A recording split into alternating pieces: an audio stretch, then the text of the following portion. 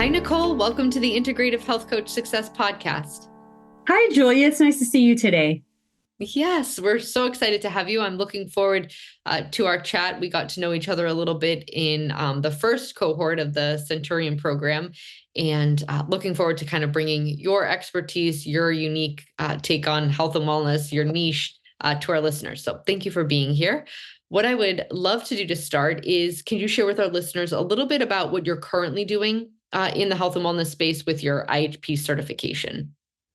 Yeah, I'm currently primarily working with women, and we focus on the thyroid, adrenals, autoimmune side of things. It just seems that more and more women are being affected by this, and it's really an epidemic at this point. Yes. Yeah. I actually couldn't agree more as far as I think using the word epidemic is not at all dramatic. I think that there's a lot of women being diagnosed with it. And I'm sure there are a lot of women walking around with autoimmune conditions that they don't even know they have, because either they're being misdiagnosed or they're not going to, see a doctor. And it's probably impacting even more women than we know. What were you doing before IHP? Have you always been in the health and wellness field? What kind of got you started on this path? No, I haven't. I used to be very, very sick. I got diagnosed with systemic lupus at 19 after I had my first baby. And then I got pregnant again. And after my second one, my autoimmunity just went crazy. And we moved, and we didn't know at this time, we moved into a moldy house. And so my health just tanked. And so for years, I was really just trying to get by to the next hour, dealing with young children. My husband was in a career that he was not home a lot. So it was me and the kids. And I started reading and researching after I had a GI doctor tell me that gastroparesis was my new way of life. I needed to learn to live with it, was exactly what he told me. Deal with the daily vomiting and nausea and just move on. This was your new normal. And so that really lit a fire under me. I realized conventional medicine wasn't going to help me. I would go doctor after doctor. I was on over 30 prescription pills a day, plus all those as needed pills, dealing with constant infections. I'm sure you know the drill here. And I learned I had to figure it out myself. And so I started reading and researching, started making progress and improvements in my own health.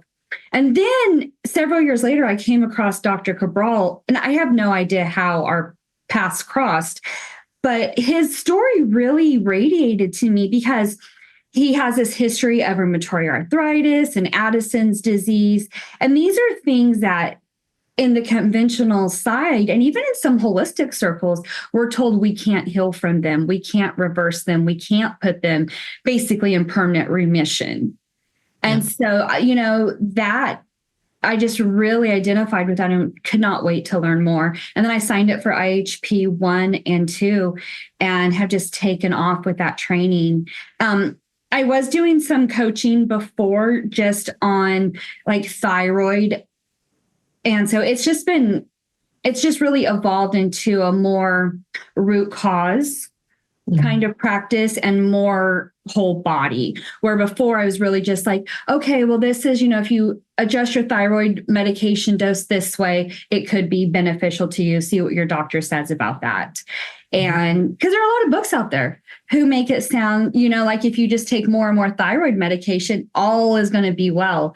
And I kind of was wrapped up in that for a little bit too. But after IHP 1 and 2, I just realized my approach was all wrong. And we can make so much more progress by taking this whole body root cause approach.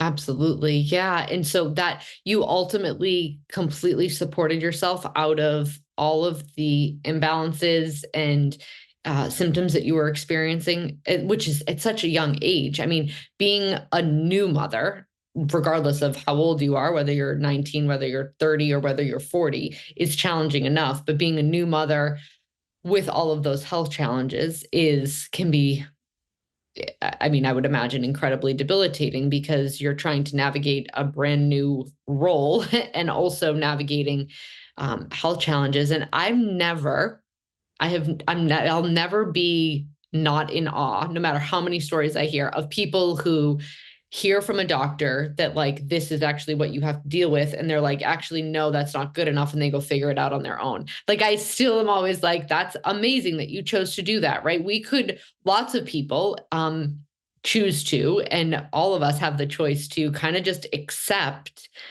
mediocre or less than that, right? And I will never get I will never not be in awe of people who choose to take matters into their own hands and quite literally heal themselves, which it sounds like that's exactly what you did.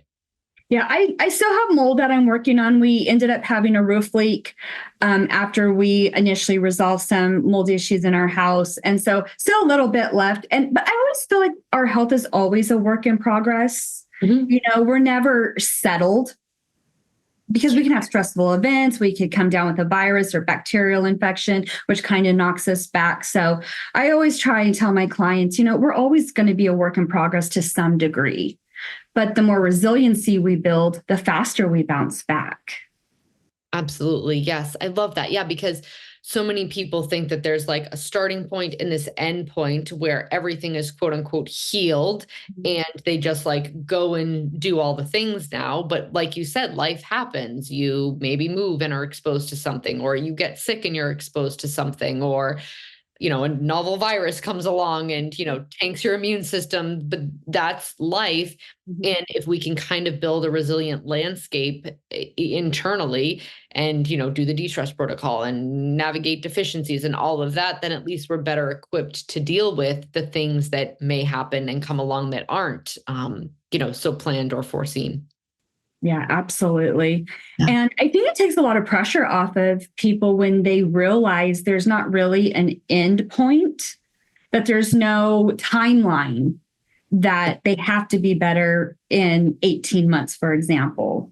That we're always going to be tweaking and working on things, but we will get to a point of where we're just balanced and doing really well for a long time. I always say if I had to live the rest of my life with how I feel every day, I'd be totally fine with that. So if I can make any improvements on that, that would be amazing. But nothing holds me back anymore. My health used to dictate my entire life, and it no longer does, which is just remarkable. And I never thought I would get to this point. Yes. Yeah. Again, I love that you make that point about taking the pressure off of, because I think a lot of people who maybe can get unwell and be kind of stuck in that cycle, a lot of that perfectionist tendency of like, I need to get to this point, or how long will it take me? And they can kind of be hard on themselves or create unrealistic expectations. And oftentimes, if you eliminate the expectation, the body can kind of just relax into the healing process and not feel so constricted that there has to be certain, goals met or certain symptoms gone by X amount of time. Because the truth is that's entirely unrealistic. We know that everyone bioindividuality is going to really help to dictate what someone is able to achieve and how quickly or how long. And so kind of taking that timeline pressure off and just letting the person know that you're going to do everything that you can to give the body the tools to heal itself, and that timeline is going to be different for everybody. Exactly. And I have a graphic that I always send out showing how healing is not linear. And it really looks just like a crazy roller coaster. Yes. We don't always just make forward progress. Sometimes we go backwards and sometimes it gets ugly, but we can make that forward progress and continue to. Yep. And looking at the trajectory of, Right. sometimes I have clients like look back, they might have been, doing something for 8 months to a year. And, from month 6 to month 7.5, there's a little bit of this backslide. But if we look to where they backslid to, it's not back to the beginning. And so like, there's, like you said, they're still making forward progress. And they're still working towards that. But there's things inevitably, right? We know that as we uncover and remove, biofilm and remove certain toxicities and work through things, like it can be a little bit of a game of whack-a-mole for a period of time where like you get one mole down, another one pops up, and you got to strengthen your hammer a little bit. Exactly. Whack-a-mole is a perfect way to describe dealing with a lot of these health issues. Yes. Yeah. So I'm interested to kind of dive into this topic of autoimmune. And my guess is, do you predominantly work with mostly women? I would say 99.9% are women. Occasionally, a man will sneak in here and there, but it's very rare. Yeah. Maybe a husband of one of the women you've been working with. Sometimes, yeah. Yeah.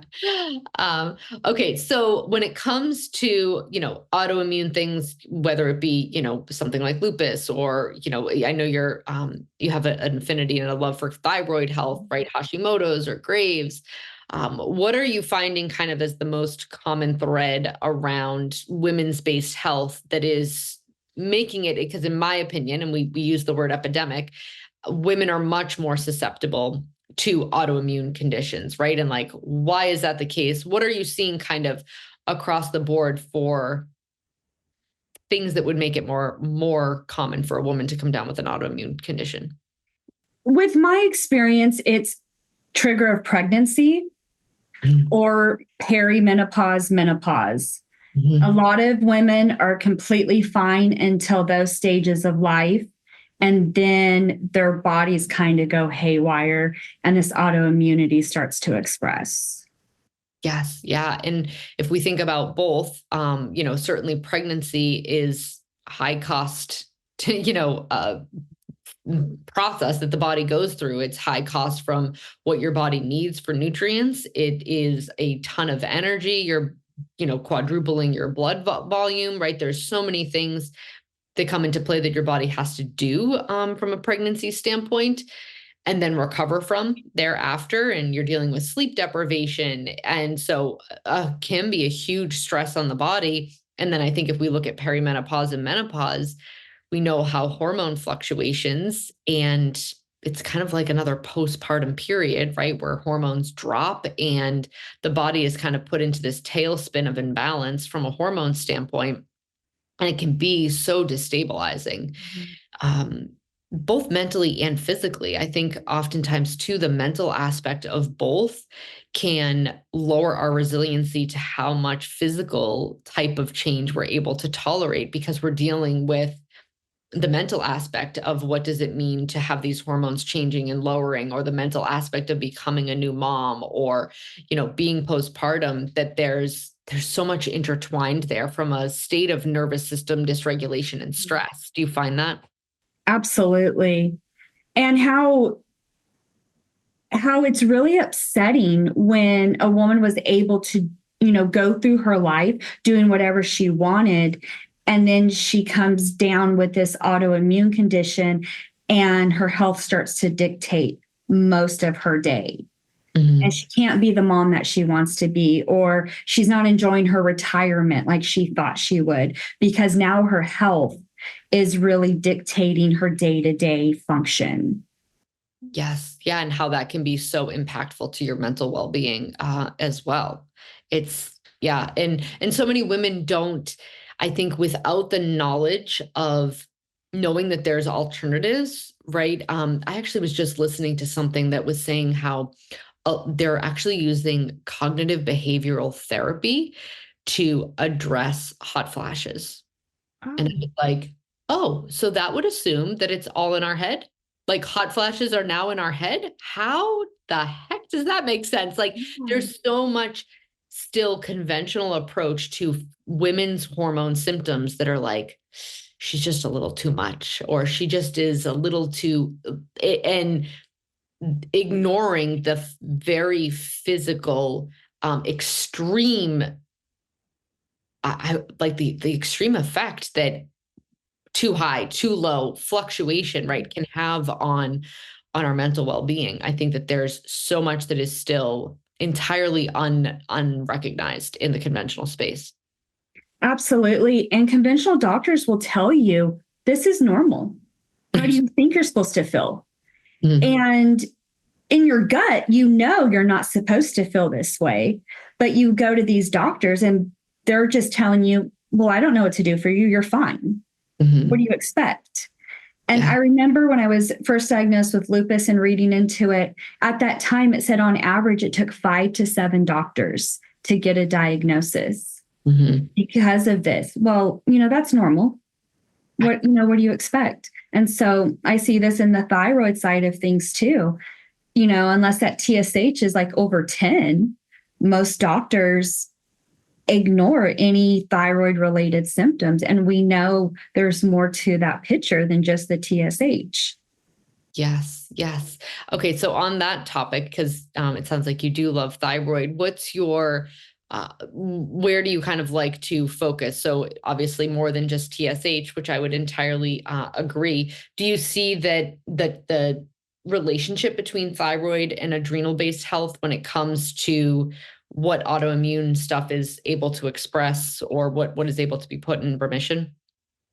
I think, like, when it comes to adrenal health, the weaker someone's cortisol response is, their stress response, if it's really weak, they have a really hard time getting on a better healing path. Mm-hmm. So we really have to focus on that nervous system regulation, de-stressing the body, providing the nutrients that the body needs for that stress response. And we see this all the time on the HTMA, bottomed out sodium and potassium, where they're just not able to mount that stress response anymore. Mm-hmm. And it's like utilizing that test. So many women are like, yeah, this is me. How does this test even show that? Mm-hmm. But they love the information we glean from it. Yeah. But yeah, I really don't see a lot of progress made until we get that stress response really supported.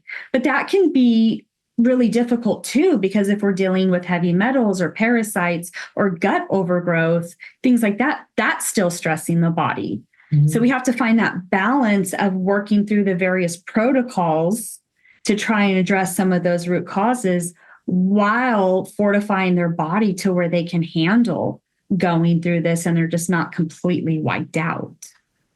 Yes. Yeah, absolutely. And I think the adrenal connection to kind of being burnt out, I think it's what, as women, why is autoimmune so much more common in women? And I think it's, that their foot on the gas, but not any gas in the tank. And I think because so many women don't feel amazing, it's just like normalized. All their friends kind of feel like crap too. And so it's, just this normalized, this is what happens at this age, right?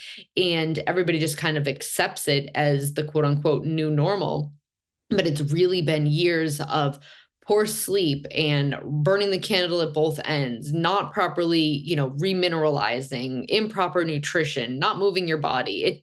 It eventually takes a toll. And it's so interesting because I feel like it usually comes at that age where there's perimenopause, right? So is it that there's been 10 years of, momming and depleting yourself, and now you're, 42 and perimenopause is also starting to hit, and these things are just perfectly colliding? I think it probably has a lot to do with that. And, the hormone aspect of it kind of exacerbates symptoms and exacerbates the toll that it takes on their day-to-day health. But it's almost like this perfect storm that comes together early to mid 40s. I find so many women are just like at the end of their rope and experiencing such extreme symptoms. And they're like, oh, I was fine. And they can hold it together for so long. And then it just all kind of implodes at once. Absolutely. I think that's such a common theme, especially once women get into their 40s. Yes. Yeah. So obviously you use the heavy metal or the hair tissue mineral analysis and that kind of diagnostic tool, right? I think what can be so beneficial too is like what you said about the client saying like, oh my gosh, how does like the test know this, right? You're able to kind of show the client quantitatively, like the test actually is validating your experience, and you're able to kind of relate it to their lived experience. And a lot of people can find that incredibly like comforting in a way of like, okay, this isn't all in my head. This is something that is biologically, physiologically going on. And they're almost more willing to take charge and take steps. Do you find that? For the most part, yes, because they're finally getting answers where those conventional blood tests are within that normal range. And then we see on the hair test, really what's going on. And when you explain what the minerals do in the body and how they can impact the body, it's almost like a light bulb goes off in the client where Mhm. it's all starting to make sense.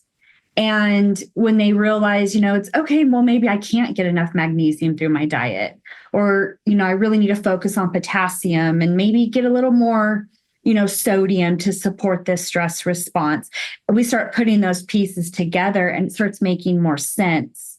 And I would say, normally within a couple of weeks they do start to feel better just with some minor tweaks when it comes to their mineral intake.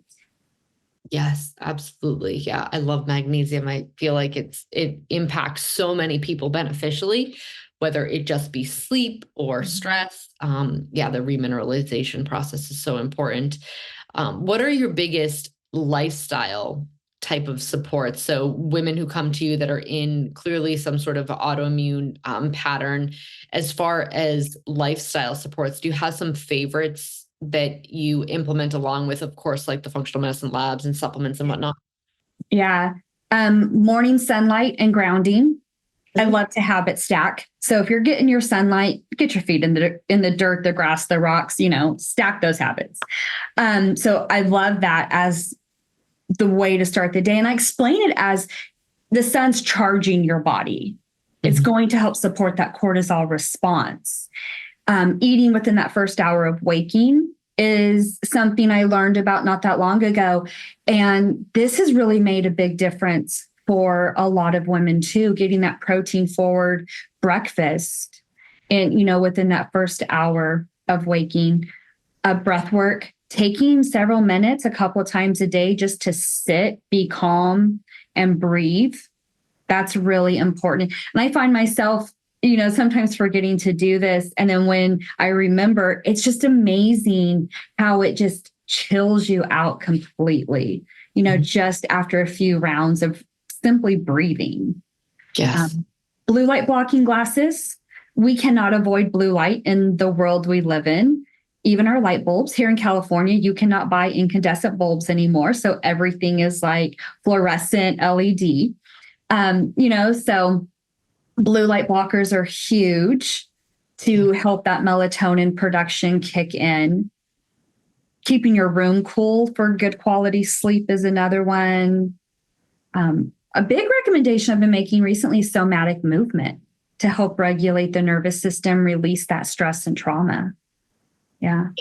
Yeah, I love that you included that one because I believe that there's usually a lot of repressed emotion or, little T, big T. It doesn't have to be a major traumatic event, Right. right? Some sort of repressed emotion from trauma, and the somatic movement can be so beneficial for moving that out of the body, and being able to kind of move it out of soft tissue, depending on like where the autoimmune condition is manifesting, like for Hashimoto's and stuff, like humming and yelling and like using voice and vibration, I find to be amazing. But I love that the sun, like charging, you using the sun as like charging and putting your feet in the grass. Like we have moved so far away from what we were biologically designed to do.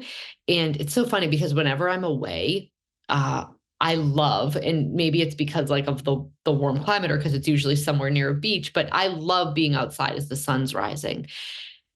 And I thought to myself, like, why don't I do this when I'm at home? And partly it's due to the fact that like I'm making lunches and like this Right. is like the Yeah. other things that need to be done. But if we really think back to what our bodies biologically were designed to use to signal safety, right? Breathing. Okay. You can't breathe if a lion's chasing you. And so breathing is one of the fastest way, breath work is one of the fastest way to get your body out of the sympathetic nervous system and back to a place of regulation, which we know that's where you need to be to heal. And so I love all your suggestions.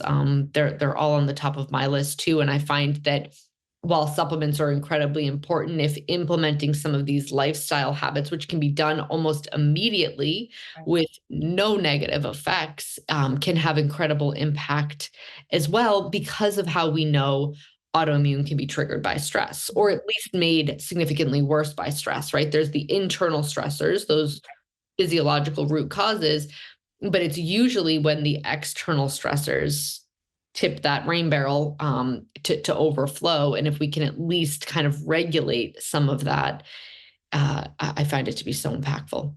Absolutely. And that's why I find the somatic movement is so important too, because there are studies showing that most women with autoimmune disease do have trauma in their history. And so, really working that out through the body has been really helpful. Absolutely. Yes. And again, giving them being able to explain and almost like empower them to be doing things that help to support and impact perhaps where this kind of could have somewhat stemmed from, right? While you're doing the physiological stuff, I think is the empowerment, I think, is important too, because then they're kind of the main drivers of their healing journey as well. Absolutely. Yeah. What, as far as sleep, I was laughing at you saying the cool room when Dr. Cabral recently did a post about 67 to 69 degrees, I believe, for it to be kind of cool enough to sleep. And I was like, oh, I set my thermostat to 64. Like the colder, the better. Yes. Like it's freezing in here. I'm like, good, go to Yes. sleep. Yeah.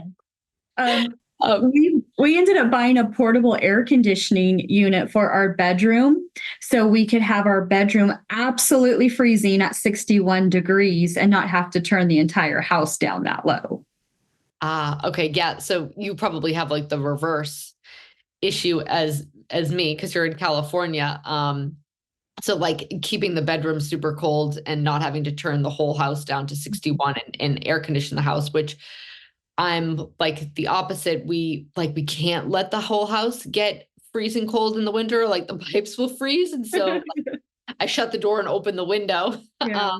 if it gets too warm because and then like the kids don't like it freezing cold, although I actually think they're getting used to it um, with it being as cold as I like it. But there's nights where I turn the heat down off completely.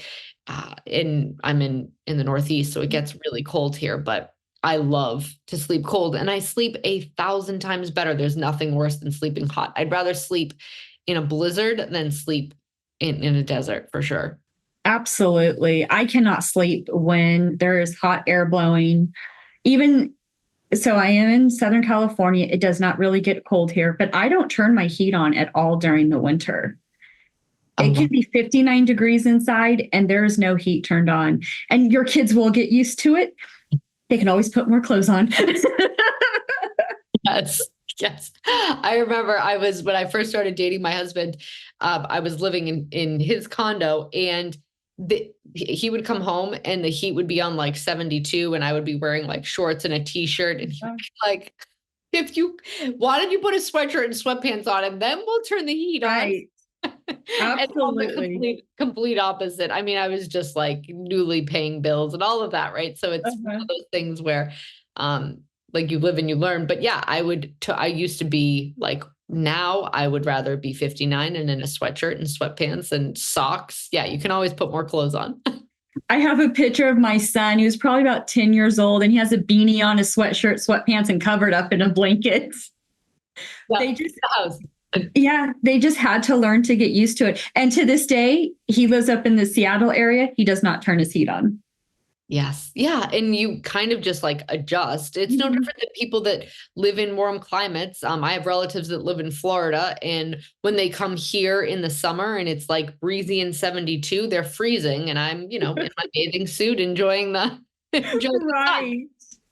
Oh, 72 in the summer sounds amazing. sun. Well, that's usually like early summer, but yeah, I mean, and we had a hot summer here this year, but now's our like perfect weather where it's like 68 sunny and breezy is my ideal. Yeah, that is amazing. I think we're going to be 105 today. Oh wow. So Yeah, still up there. Yeah. still hot. And we're going to be hot for a little bit. So hopefully it'll cool down soon. But wearing shorts at Halloween's not that unusual. Okay. Yes. And we're usually well into our jackets at least, at the least by Halloween.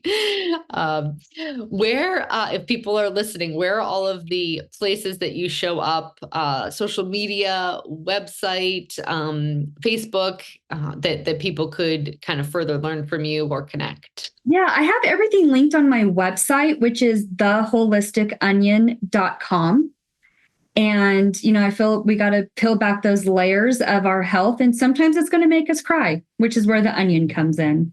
Ah, I love that. Yeah, such a great analogy. And similar to like the whack-a-mole, right? You peel one layer, the next appears, but the progress, right, of continuing forward is one that eventually leads you to having much less, much more vitality and much less of that constraint where you're not being significantly impacted by your symptoms. Right.